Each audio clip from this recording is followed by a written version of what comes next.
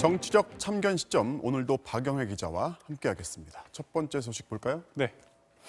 응답하라 대통령, 대통령의 응답은인데 문재인 대통령이 오늘 국회 개원에 맞춰가지고 개원 연설을 했는데 네. 야당들이 미리 여기 맞춰가지고 질문을 좀 던진 모양이에요. 네, 통합당과 정의당 두 정당이 나란히 대통령이 오늘 연설에서 각종 현안들에 대해서 분명한 입장을 밝혀야 한다고 요구를 했습니다. 네. 그 요구한 내용부터 들어보시죠. 네. 대통령께서 하시고 싶은 말씀만 하시지 말고 국민이 듣고 싶은 말씀도 꼭 하셔야 할 것이라고 생각합니다. 10가지 사항을 공개로 질의드리오니 분명하고 명확하게 입장을 밝혀주시기 바랍니다. 문재인 대통령께서 국회 개원식에서 시정 연설을 하실 예정입니다. 3가지를 요청드립니다. 네, 각 당이 요구한 걸 살펴보면 통합당이 요구한 10가지입니다. 야당과의 협치, 윤미향 사태, 또 소득주도 성장이나 탈원전 정책을 폐기하는 문제, 또 부동산 정책과 관련해 김현미 장관에 대한 해임, 이렇게 10가지에 대해서 대답을 하라고 요구를 했고요. 네. 정의당 같은 경우는 부동산 투기를 근절하겠다는 좀 강력한 의지를 표현해달라, 또 한국형 뉴딜 정책을 그린 뉴딜 정책으로 전환해달라고 요구를 했습니다. 두 정당이 공통적으로 요구한 것도 있었습니다. 고 박원순 전 시장의 사건과 관련해서 최근 반복되고 있는 권력형 성범죄에 대한 입장을 밝혀달라고 했습니다. 자, 문 대통령이 여기에 하나하나 일일이 답을 할 수가 있었는지 모르겠습니다. 네, 10가지가 넘는 이런 요구 중에서 야당과의 협치 문제라든지 부동산 문제 같은 서너 가지 현안들에 대한 대답이 연설문에 다 담겨 있었습니다. 네. 들어보시죠. 네. 유례 없는 의회 독재를 강행하고 있습니다. 이것이 과연 협치인지 협치도 손바닥이 서로 마주쳐야 가능합니다. 반드시 협치의 시대를 열어야 합니다.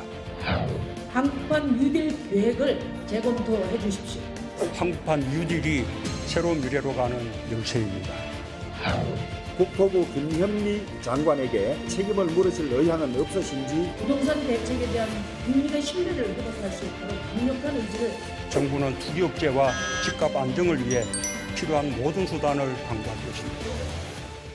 네, 야당은 질문한 모든 질문에 대답이 없었다고 좀 불만을 표현하기도 했습니다. 하지만 사실 연설문은 미리 작성이 돼 있었을 겁니다. 오전에 야당이 질문을 했다고 해서 그거 긴급히 수정하기는 어려웠을 겁니다. 그렇죠. 예. 다만 야당 입장에서는 오늘 모든 시선이 대통령에게 쏠릴 수밖에 없는 상황에서 각종 현안을 부각시키고 자신들의 존재감을 뽐내기 위해서 대통령에게 질문을 던지는 형식을 택한 셈입니다. 다음 소식 보겠습니다. 대통령 좋은 분위기 야당의 감사인데 계속해서 개원 연설 얘기인데 대통령이 야당에게 감사 인사를 했어요? 네, 오늘 연설을 마치고 각 정당 대표들과 간담회를 가졌는데 이 자리에서 통합당 김종인 비대위원장과 주호영 원내대표에게 깍듯이 예우를 다하면서 감사 인사를 했습니다. 네. 왜 그랬는지 그 이유까지 영상으로 보시죠. 네. 어느 때보다 좋은 분위기에서 할 수 있었습니다. 김종인 위원장님과 주호영 대표께 감사드립니다.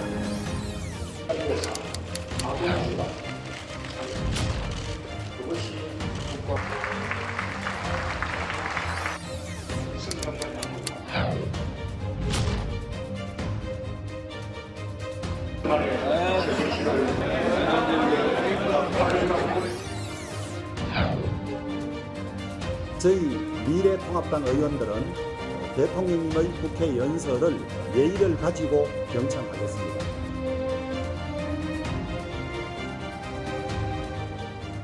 그러니까 야당이 정치적인 공세는 공세대로 하면서도 대통령에 대한 예의는 지켰다는 거죠. 네, 청와대도 제법 신경을 썼던 것 같습니다. 오늘 문재인 대통령이 착용한 넥타이인데요. 보시면 더불어민주당의 파란색, 또 미래통합당의 분홍색, 정의당의 노란색, 국민의당의 주황색까지 네 가지 색깔이 모두 담겨 있습니다. 국회로 가는 대통령이 이렇게 네 정당의 색깔이 모두 조화롭게 디자인된 넥타이를 착용했다는 게 청와대의 설명입니다. 문재인 대통령은 오늘 30여 분의 연설 도중 국회라는 말을 57번 사용했습니다. 네, 오늘은 여기까지 듣겠습니다. 지금까지 박영회 기자였습니다.